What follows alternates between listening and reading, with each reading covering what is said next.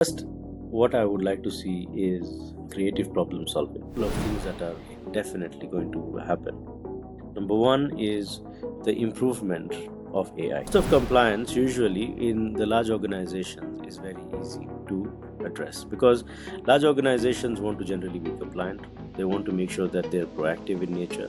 They want to retain that customer trust. They want to make sure that their brand is visible and they're not doing anything unethical. Let's not just look at how technology is disruptive. Let's see what kind of innovations can come. Let's see how creatively we're able to solve problems and how we're able to free up the human time to actually do something that is more creative, that is more productive, not just the mundane jobs. Hello and welcome to Cyber Weekly. So, in this episode, we'll be talking to Satyajit. I won't try to read the other name because I've not yet learned how to pronounce it. But welcome, Satyajit. Thank you, dear. So now, for starters, we'll just dive deep into it. So, could you walk us through your journey and what makes you suitable to tackle this topic of compliance deep dive? Okay, so let me start with my first job. My first job was actually in the card industry before the PCI DSS actually came out. So I was working for a credit. It's called HO. It was called HOVAR credit. So what we used to do was collections, card collections. So if there's anyone who made a card or used a card and did not pay back, so we were the collection agency. So it was the first job that actually got me interested in compliance, because you see, there was some sort of a protection that would then come to the payment card aggregator, and that was the collections. So that was my first step into this particular domain of compliance. And from there, I moved to telco, and in telecom, I was handling postpay. So of course, there was that element of retaining customer trust, making sure that customers are able to understand what their rights are. You're able to identify a customer before you actually start talking to him, disclosing information, etc., etc. So there was that element of privacy compliance that actually came about, and this was in the earlys. And then later on, I moved to Google Maps, and it was very interesting to see how you can then use the information that was generated by a device that is held by a customer to actually tag, locate, and identify his locations, his proximity, etc., etc. So it was an eye opener, and we were able to see how geo restrictions can work, how people are able to interact with each other on the map, which is basically this is the location, this is where I am, street view, etc. And after that, I moved into the advisory world, and after that is when I realized the audit side of things, the advisory side of things, how money markets work, how regulations, how governance plays an important part in running a business. And closer to home, when I actually got back to Nairobi, I realized that there's quite a bit of a journey for us in East Africa to embark on. And that was very interesting because you see, the thought was always that the world is one and everyone is playing catch up with the other, but didn't really realize that in Africa we were slightly behind.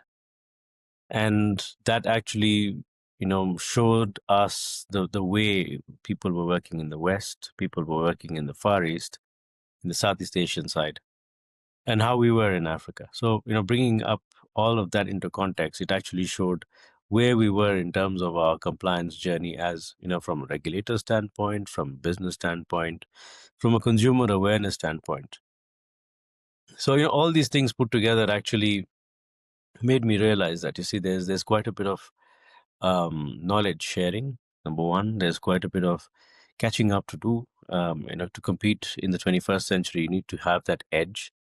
And that edge doesn't necessarily come with the kind of technology that you're selling or the kind of products that you're selling, but the kind of reputation that you build, what kind of brand you have, what kind of customer value are you adding, and that leads to an organization that is ethical. And when you're talking about ethics, when you're talking about how compliant you are, it all boils down to what kind of frameworks you have, what kind of um, insights you can provide to a customer about his safety, about his privacy, about what kind of processes are there to enable transparency on how his data is being used.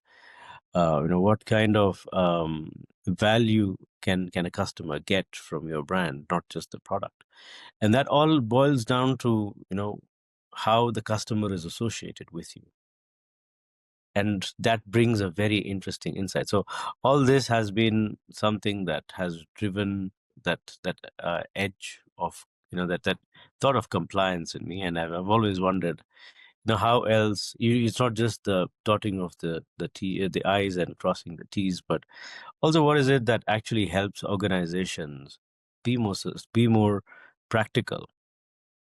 Yeah, because that is where I think there's a lot of advice that needs to go in. There's a lot of thinking, out of the box thinking, that needs to come in, and looking for solutions that doesn't that or don't necessarily um, you know cross over onto the compliance side, neglection side. So yeah, I think throughout my career so far, I have looked at compliance as one of the key components for a successful business. And I think it has been that insight around governance that has really helped me advise clients. Sure. Thank you, Sacha, for that. And you've had such an illustrious career.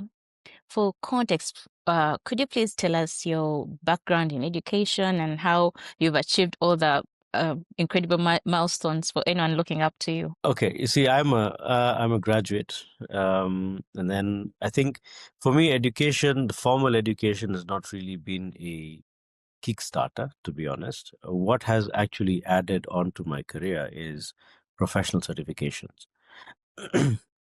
The difference is that, you see, if you're going to go get formal education, you're an academic.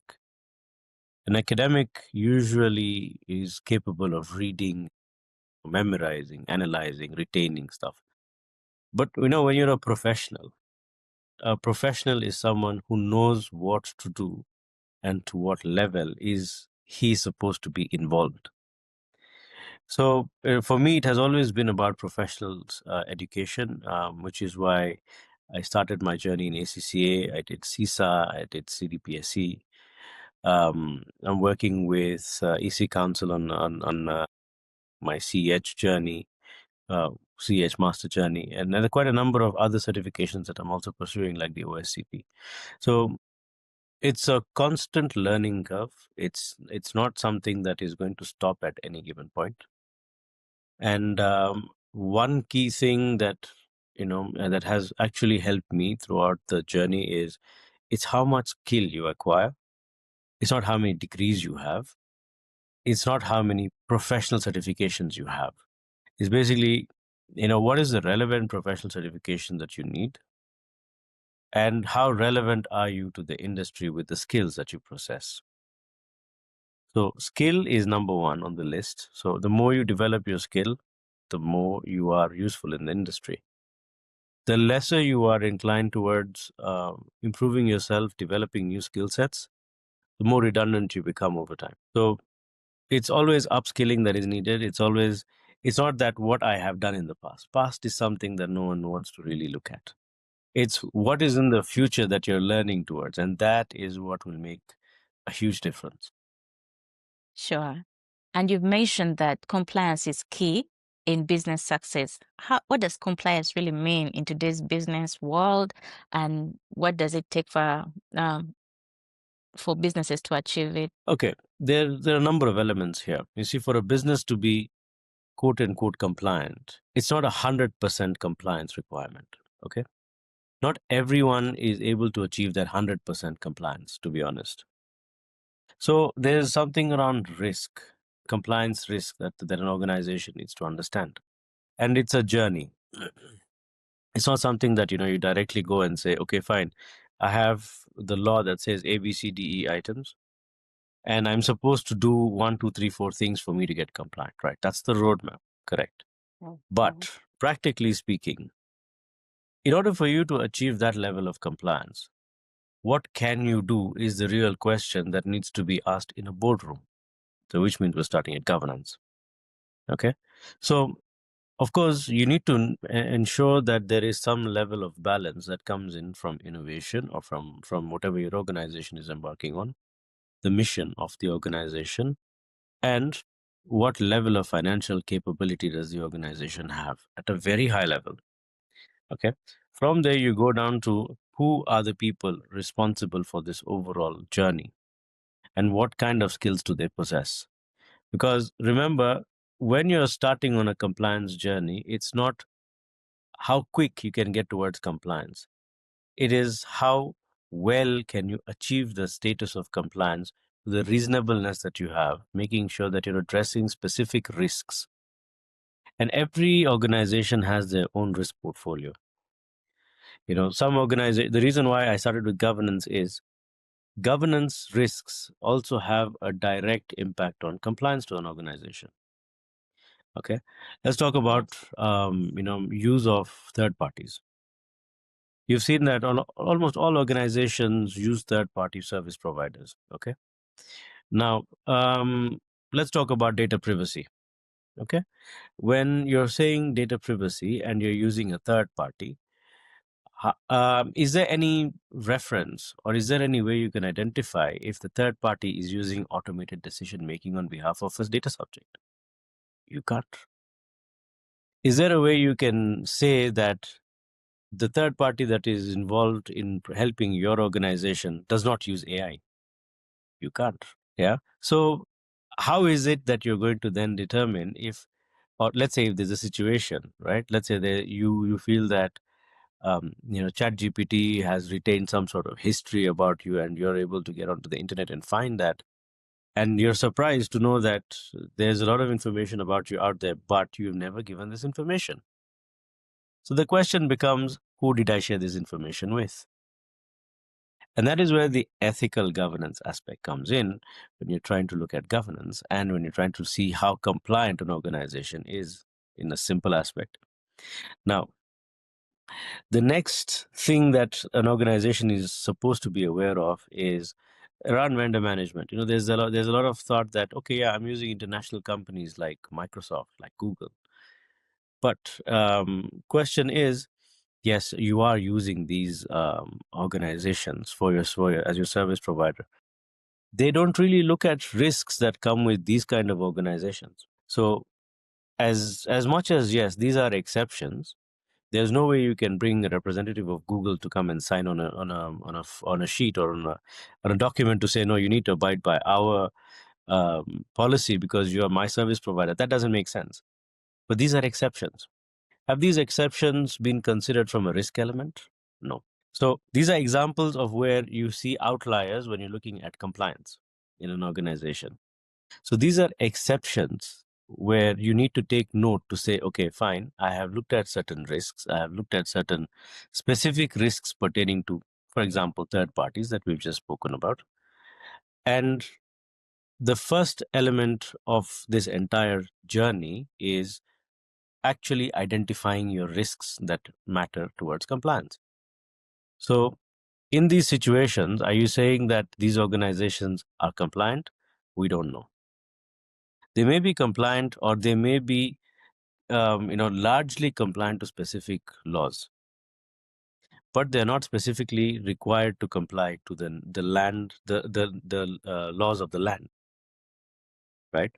So I think we've seen in the recent past there has been some ruling by PDPO against some of these large companies. So what does that mean to organizations that have been using these companies? Are they compliant? No. But there is that level of reasonableness that needs to come in, and that's what an organization needs to drive towards.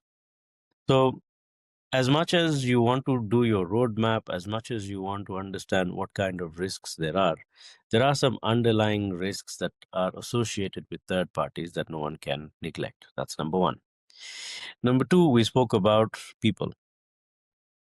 Now, when I look at incident response and handling, There are certain requirements that the law would say that, let's say if there is an incident that you need to notify a data subject. Let's talk about data privacy because that's something that is new in the market. Question is, what are the time frames, right? In Kenya, you've got 72 hours, up to 72 hours after identifying the breach. In Uganda, I'm not too sure. But again, the question becomes, is the regulator actually giving you a practical, achievable target for you to be compliant? Because sometimes some of these incidents may go undetected for a very long time. Let's say there's an APT, right? So there's an advanced persistent threat attack. Like, someone's been in the system for a very long time, they've been very quiet. How do you then ensure that particular threat has been identified? You can't. So there are certain elements that then come about that are human in nature. And these are largely because of not just training, because you see some of the people prefer to look at it as, oh, we need to have trained people, continuously. But that's not all of it. Training is one angle. That is you trying to help an organization's stakeholders, internal stakeholders. But what about those internal stakeholders who are not going to necessarily get the training needed? I'll give you an example. Let's say there's someone who's clicked on a link that relates to an R&R or rewards and recognition ceremony of an office, and that's a phishing link. You wouldn't know. Yeah. No matter what level of compliance, but that would be a first level compromise right there. You've done cybersecurity trainings, you've done all of this, but at the end of the day, you still have a challenge there. And now, does this person report it to IT? If there's a high likelihood of him not reporting, then you can't detect the incident. If you can't detect the incident, the incident has not been detected completely. It can be ignored, it can never be tracked. Then does that mean that you have not met the regulatory compliance? There's a detection error, so there's definitely a challenge there. You didn't even know it happened. So how can you give the regulator a concrete information? So there are these things that then come about from a human perspective. Then third is operational. As much as you want to look at compliance, there are too many moving parts. So there's the compliance that the taxman would want you to have. There's the compliance that you would want to have as someone who's independent in the organization, like maybe to a governance framework, to your internal controls framework, etc. Then there is a regulator, if you're working in a regulated industry, like maybe if you're a bank, financial institution. Maintaining all these things would then start with risk. But then at the end of the day, would you then say that because of new improvements to the ecosystem that you're working with, new regulations that are coming about, you will still retain to the old way of working? No. So there will be changes in the operations. When changes in operations come about, will you still stick to the old policies? No, you will not. So generally, it's a journey. You'll need to then start transforming your entire organization from people, processes, technology, and then you bring about that entire change. And change management, as we all know, it is not easy. So in that period of change management, would you call yourself compliant? No. Which is why the route to compliance is one that takes careful planning, choreography of events, and reasonableness in how you're going to abide to a particular set of policies, procedures, or the regulation at large. To answer your question simply, it's a journey. It takes time, and it's not a not a one-stop shop for everyone. That's interesting. So now when it comes to now a big organization or small, how do you effectively sell compliance to the business side and demonstrate its value beyond avoiding fines? Okay. Now, when you look at businesses, whether be it big or be it small, it's always about the return on investment. Okay. Most businesses, like if you're looking at small businesses, their first rule is what? Maximize shareholder wealth, isn't it? Yeah. So the question is, if let's say there is a particular cost to compliance, what kind of return is that particular organization getting. So you cannot go to a manufacturing entity and say, listen, I'm going to get you ISO 27001 compliant, when they actually need ISO 9001 compliance, because they're doing product, they're manufacturing things. So there's some sort of quality management that is needed, isn't it? So Yeah. the relevancy of the cost of compliance is what matters, number one. Number two, when we're looking at the overall picture, the larger picture is what most organizations miss out on, because there are elements of digital trust that come in when you're using information systems to enable your organization. Okay. Now, I'm sure that almost all businesses, if not all, are using information technology in one way or the other. And they do collect your information. They do collect and store your data subject information for a very long time. Now, questions around what exactly would matter are now decisions that an organization will need to take. So, when we're talking about specific items to do with small organizations versus big organizations, large organizations have complex structures. They have a hierarchy. They have some sort of processes in place. They have some sort of a way. They have some sort of policies. They have a governance framework, etc. When you come to MSMEs and SMEs, these are largely family-owned businesses. These are people who own the business. They're probably the directors. They're probably the CEOs, etc. These two people compliance, number one, is going to be extremely difficult. Number two, there has to be a return on investment. Number three, there has to be a value proposition. So cost of compliance usually in the large organizations is very easy to address, because large organizations want to generally be compliant. They want to make sure that they're proactive in nature. They want to retain that customer trust. They want to make sure that their brand is visible, and they're not doing anything unethical. So there's already specific functions who are able to identify these requirements. They're already working on getting themselves towards that compliance path, and they're working towards ensuring that the organization is reasonably compliant towards whatever regulations affect them. Now, when you come to the MSMEs and the SMEs, the first question that comes into the owner's mind is, what is the implication? And if you tell them that the implication is a fine, believe me, the first question they ask you is, how many people have been fined in the market? So they're talking about enforcements. They're asking you about repercussions and the level of enforcement. Now, we cannot just say that, okay, this is going to attract a fine of this, but making them realize that, you see, what you're doing is actually going to be a long game.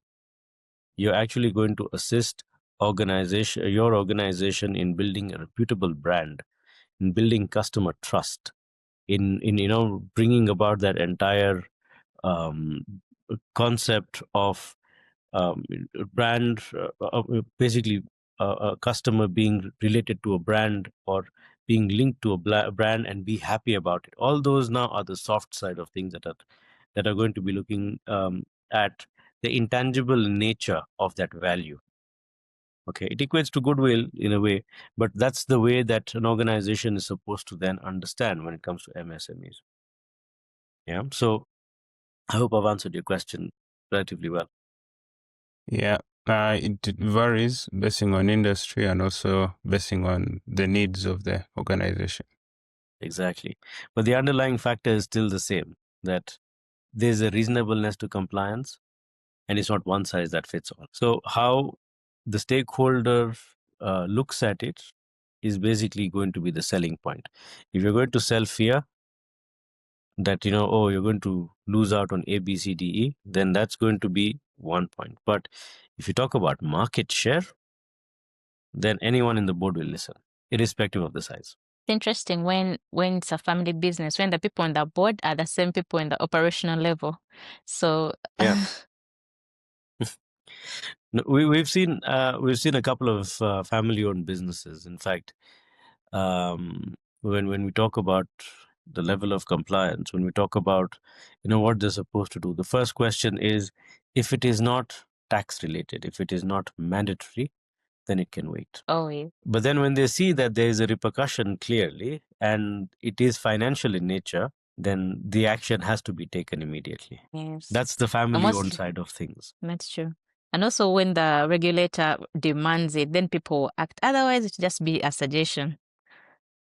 Yeah, and you know, the interesting part is when the regulator asks for it, they do not want a full compliance. They will want a consultant to come, find out the current state, just get them towards a point where the regulator's questions have been answered, and that's it. Nothing more, nothing less. So that becomes a bigger challenge, because now, as a consultant, if you're looking at it as a professional, the biggest challenge that you will have is you're not allowed to do your work in the independence that you need. Yeah, So because it there's a becomes goal bit in mind. difficult. Exactly. It becomes difficult for you to address scope areas. They're like, okay, we need to be ISO 2701 certified. What do we need to do? So minimum level. Don't do too much. Yeah. But anyway, yeah. So which compliance frameworks are the most relevant today? Is it ISO? Is it ISO 2701, NIST, GDPR? Which ones are those that you can't do without? You see, there are two sides of things. Okay, there are those that are required for you to do business. Okay, like for instance, back in 2018, when the EU GDPR came out, if there was any business that you were working with that was based in the Europe, or if there was any business that was associated with the EU national, they would have preferred working with you if you were EU GDPR compliant. So there's that element of the business requirement. Then second is, after the new regulations around data privacy has come about, a lot of large organizations prefer working with organizations that are compliant towards the local act. Okay. Then you have some where let's not talk about regulation now. Let's talk about some other ones. Like for instance, if an organization has a specific product that they're launching, okay, let's talk about e-wallet service or any other electronically available service that will reduce the time to market for anyone in the supply chain. Then the first question is, what is the relevant um, framework that you need to adopt? And in most cases, what we have seen is ISO 27001 focuses only on specific areas. GDPR focuses on specific areas toward privacy and protection. But you need something that is larger than that, something like COVID 2019. Right? So when you're talking about COVID 2019, you're talking about an overarching governance framework that plugs into every place, that is capable of looking at so many different areas of a business. And that can be suitable for you if a large organization, if you're like a large organization, a multinational, and you're able to now geographically understand what kind of risks are there, and then you bring everything together from a governance standpoint. But the most basic, in my opinion, is the ISF framework by NIST, because that looks at specific areas in 6 different areas, in 6 different broad categories. Okay. And it is a very interesting framework in that it's not industry specific. It can help an organization in the service as well as it can help organizations that are in manufacturing. So it's a framework that can be customized, that can be fine-tuned to actually cut across any other framework like ISO 27001, like the GDPR, like data protection, the PDPO's Data Protection Act. It can cut across regulations, that can cut across any other framework that may be needed in terms of compliance. So bringing all of that together, you're looking at governance, from governance all the way through to communication, which is basically what a framework should talk about, because you're talking about identification, you're talking about protection, you're talking about detection, you're talking about response, and you're talking about how you're going to basically wrap up everything and even have it documented and monitored. So a framework that is comprehensive, that can bring about value to the organization, and help the organization's compliance teams or risk teams monitor risks and monitor the state of compliance is what a framework should ideally do. And once you have a framework like that in place, if you look at the value that the organization gets, it's very easy. For one, understanding their controls becomes easy because they're mapped to a specific requirement and the standard. So auditing those will be even easier. Second, coming up with policies, procedures, operational procedures, standard operating procedures. It's much easier because you know what exactly that standard needs you to do. You need to map it to what your processes are. You need to now identify specific processes. You see how those can be mapped onto this particular framework. What are the requirements of the framework? And you can proceed in that direction to actually map and neatly, close out whatever you need to close out to a large extent. And that becomes easier even from a monitoring perspective and an audit perspective.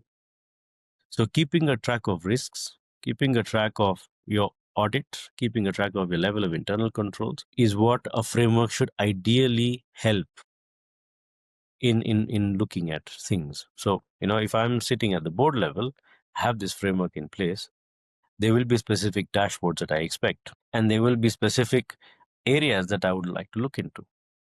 So let's say if there's a new regulation that comes in, and I've largely looked at what is needed on the other side, it becomes easier for me to understand where I need to make changes or what kind of investments I need to bring on board. But in an event where I have frameworks that are not talking to each other, there's one silo here, there's one silo here, there's one silo here. What happens is keeping a track of all those silos then becomes a challenge. The cost of compliance then goes up. Yeah. So uniformity, working without a silo, a framework that can help bring in that harmony is what is ideal for any organization. So from a cybersecurity perspective, I've mentioned ISF. There are other industry standards like the 9001 that talks about quality management that can be plugged into this. But the overarching framework that we're talking about is a governance framework that can basically incorporate any standard and help assist in compliance to any regulation is what an organization ideally should need. Yeah, Sure. that is interesting. But if you're looking at the next 3 to 5 years, which piece of regulation or compliance trend do you predict will be the most disruptive or require the biggest overhaul in company operations? Okay, now let me tell you something interesting that I've noted so far. There's a race to AI. Everyone's talking about AI. AI is like now one of those words, back in the early 2018s or 2019s, it was cloud. It's a buzzword, right? Guys love it. So whenever you're talking about AI, they're always ready to listen. And they always have this imaginary feeling that it's going to disrupt. It's going to do this, it's going to do that. And there are scenarios, there are real world examples where this has happened, no doubt. Now, here's the question that needs to be answered, and that's not the question that has been asked. Okay, you're talking about something that has, well, in across the globe, there has been quite a bit of discussion around how to regulate it. So let's talk about cryptocurrency. Is there any country in the world that has actually tried to regulate cryptocurrency effectively? No. They have tried. Certain frameworks that are coming into place. There's still quite a bit of a journey. I don't think there are any central banks who have actually successfully done anything in regulating cryptocurrency or traders. But in order for you to get towards the crypto, there has to be a tradable currency, like the dollar. Okay. Now, when you're looking at the dollar and you're looking at offshore investments, Capital Markets Authority comes in and then helps you to see if you're licensed to actually do what you can do, etc., etc. Okay. So this is one piece of regulation that comes in from one particular regulator when you're looking at forex trading online. Number one. Number two, you've got data privacy. You've got cross-border data transfer. Okay. That's the second most interesting topic. But when you put these two together and then you're introducing AI, is there any specific regulation around AI for any country? Nothing that has been successful, isn't it? We're still trying to understand quite a bit of what, well, the European Union has thought about something to do with AI. But again, largely, there is no country in Africa that has actually tried and regulated AI successfully. Because the regulation is, regulators usually try to play catch up. There's a problem that has come in, there's a new innovation that has come in that's causing some level of disruption to the market, or that it's doing something in the market. So the regulator is now alerted, oh, okay, fine, now I need to find what this thing does and how can I then protect people. That's where regulations come from. Now, when you're talking about all these, you've got the Cyber Crimes Act that has come in, you've got the Personal Data Protection Act that has come in, you're talking about the cyber assets that has come in. There are a number of things that are moving, but the underlying thing is there is nothing that is actually addressing the problem. Everyone is trying to attack it from its own, from their own perspective. Okay, that is today's current scenario. The rate at which things are moving in 2021, I'll give you an example. In 2021, we were not too keen about AI. But does that mean it didn't exist? It did exist. Instagram was still there. Netflix was still there. So all these are platforms, isn't it? But what is the baseline for it? Is AI, right?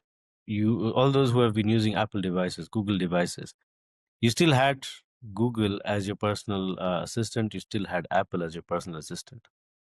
There was information that was being collected across, isn't it? There were prompts. There was some sort of automated decision making that was being made. But has that really been addressed from that point onwards? No. In fact, what happened was during COVID, a lot of these technology companies made sure that they were able to come up with innovative ways to then protect the customer. Like, for instance, Apple had that feature where if you're in a close proximity of someone who had COVID, it would alert you. There were certain innovations that came in that actually helped. But now, if you're looking at the regulatory perspective, was that something that needed to be regulated? Thinking about it retrospectively, because remember, now it's using your personal data and is now doing something that is automated data processing. And believe it or not, there was already a regulation in the country, isn't it? But Yes. did anything happen to negatively impact that particular feature? What are we trying to say? Regulators are playing catch up, number one. Number two, in order for you to actually come up with some sort of a regulatory framework or a compliance framework, the most interesting part is you need to first understand the level of um, disruption or innovation that is there. And three, what are the benefits versus what are the impacts? And in order for you to get to all those three, there has to be a very deep understanding about, let's say, the technology, the process, the use case, and the objective. And if none of this has been aligned, and if none of this has actually, come out as something that is potentially risky, that can have an impact on the individual, then is there a need for it to be regulated? We don't know that yet, because there's not been enough research on it to actually deep dive and say that this is potentially what can happen. But let's talk about the flip side. You've got deep fakes. You've got a lot of AI generated videos that are not real. You've got quite a number of unnecessary things that are now coming about because of AI. So there is an impact there, isn't it, to how people are being handled. So is there a need for regulation to come in now?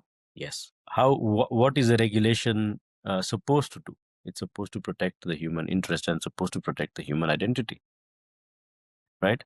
So if there is that element of non-repudiation that comes in perfectly, then there is a way that a regulator can help. There is a way that a particular process can be developed to actually handle these kind of issues. So the way where we are right now in 2025, there are a lot of moving pieces. So in the next 5 years, there are a couple of things that are definitely going to happen.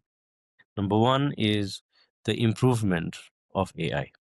Okay, there's going to be a lot of improvement. There's going to be a lot of changes towards how AI is going to look at things. Second, you're going to look at a lot of robotic process automation that's going to come. So you're talking about a lot of automations within the organizations. You're talking about a lot of automated data driven decisions that are going to be made. Talking about reduced human need in most situations. Like I've seen factories that are completely working on operational technology where 5 years ago you didn't have them in Africa. But you can see that paradigm shift. You can see that Africa is moving towards gearing up itself for the future. So with a lot of these moving parts, regulations will also change. And the most predominant ones are going to go back to the basics. One is healthcare. You cannot take that away from any individual. That's very important, right? Two is identity management. So anything around any regulation around identity management will definitely be improved, will definitely be there to make the world a safer place, the internet a safer place. Three, regulations around AI. Those ones will definitely come about. Four, regulations around cryptocurrency. Because at the end of the day, the markets need to still be stable. There still needs to be existence of currency and a fair market size and the economy. Okay. And lastly, what is going to be the most important is a regulation around how to protect consumers and allow unethical practices and whistleblowing. Because these five are fundamentally going to protect the organization. And by protecting the organization, they're protecting the people. By protecting the people, they're protecting the overall society. Now, that said and done, we look at the emerging side of things. There's a lot of things to do with ESG, right? Now, ESG is talking about sustainability. It's talking about climate change. It's talking about circular economy. Okay. If you look at it retrospectively, a lot of us, when we were growing up, used to have one bottle that we used to take every day to school or wherever, and that was the bottle we would fill to drink water. Then came the plastic bottles, drink, throw. Right? I don't think a lot of us would use it for more than 3 or 4 times because then the structural integrity would go down. Then in 20s, I think in right about 2017, 2018, you saw the emergence of glass bottles come back again. People were now trying to circularize it, trying to reduce cost, trying to make sure that things are again going back to a sustainable way of living, isn't it? So sustainable life cycle to actually retain the world or keep the world preserved for a longer time is again another regulation that's going to come in. Because as much as we're talking about crypto, as much as we're talking about blockchain, there's the energy factor that comes in to actually generate or to mine those currencies, to run those technologies, and which is not easy. They're very expensive. So it leaves a carbon footprint, right? So you need more energy, you need more, it leaves a bigger carbon footprint. Try to reduce the carbon footprint, you're trying to reduce the energy consumption, you're trying to now make sure that it's much more sustainable. So that is another regulatory area that you can see emerge in the next 5 years. Thank you for that, Satyajit.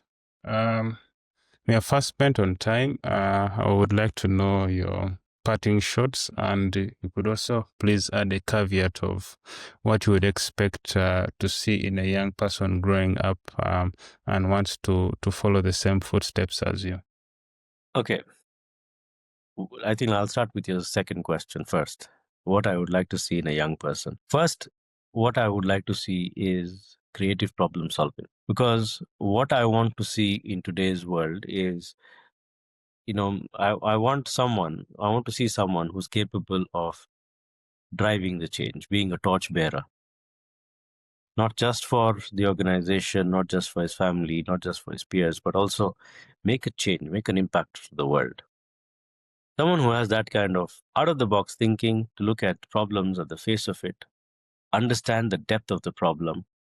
And of course, I'm not expecting a young man or a young woman of 20 years to actually do this, because It takes time, it takes experience, but constant learning, creative thinking, complex problem solving skills, that is what is very, very essential. And developing those will help develop a young nation, will help develop a young population capable of leading change. And I think that is what is needed in the upcoming future. My parting shot would be, let's not look at a lot of buzzwords. Let's understand how the world is changing, and let's not wait for regulators to enforce things. Let's be proactive. Let's try to make and build a sustainable world. Let's not just look at how technology is disruptive. Let's see what kind of innovations can come. Let's see how creatively we're able to solve problems, and how we're able to free up the human time to actually do something that is more creative, that is more productive, not just the mundane jobs. Yeah. So as much as we're trying to focus towards compliance, as much as we're trying to focus towards having regulations, let's think out of the box. Let's make sure that we're not just talking about what is there. Let's create new avenues to solve what is not being solved right now, and let us help build a society that the regulator is a part of, and let's help the regulator become better. So that's through public private partnerships. Let's be thought leaders. So it all starts with the person and how that person wants to look at the world. So compliance is also one of the areas, but it's not the only area, right? So if it's as simple as this. If you're, how we've seen in a lot of movies, for every trick that has been put in, there's a twist that comes in, and there's a solution that comes at the end of it. So if we're finding a problem, let's look at the ways that you can address that problem successfully. And that is where I think there'll be a lot of effort that will be needed by the future generations. Sure. Thank you, Sajid.